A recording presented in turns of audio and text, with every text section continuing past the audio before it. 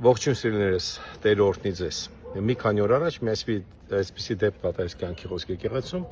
որ մի աղջիկ, որ արդեն պարզաբանված է, որ թմրամոլ է եւ մեր եկեղեցու անդամ չէ, մտավ եկեղեցի, որը նրա իր մորաքրոջը, որովհետեւ մորաքույրը շատ անգամ օգնել էր, փողեր տվել, երևի մի անգամ էլ չէր տվել, բայց ամեն անգամ օգնողել է։ Միս մորաքույրը մեր եկեղեցու անդամ է։ Եվ սուր ինչ որ իրով ծակել էր մորաքրոջը։ Իհարկե, մորաքույրը տեղափոխվեց հիվանդանոց, հետո այնտեղից դուրս գրվեց, շատ մեծ վնասներ չկար,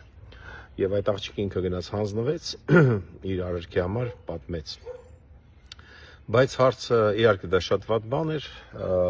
բայց հարցը դրանում չի այսօր, որ ուզում խոսամ, հարցը մեր մի քանի լրագրողներ,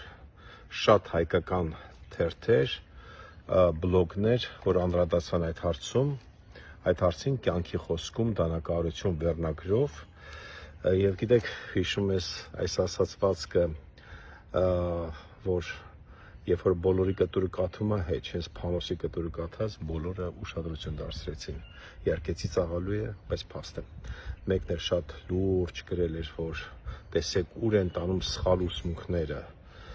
միայն մի եկեղեցու անուն հնչեցնելով միայն այնտեղ է ճիշտ ուսմունքը եւ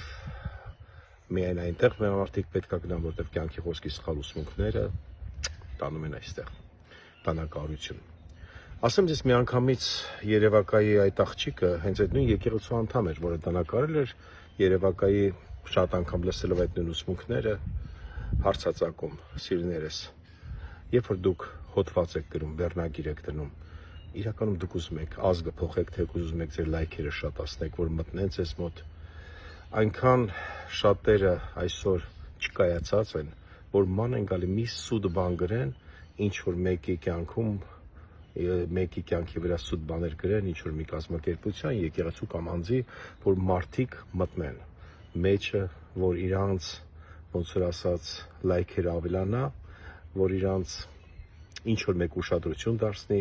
դա կարելի է նկատել իհարկե վերնագրերից, այնպիսի վերնագրեր դնել, որպիսի մեկը ինչ որ մեջը մտնի, կայացեք, պարոնեք, կայացեք։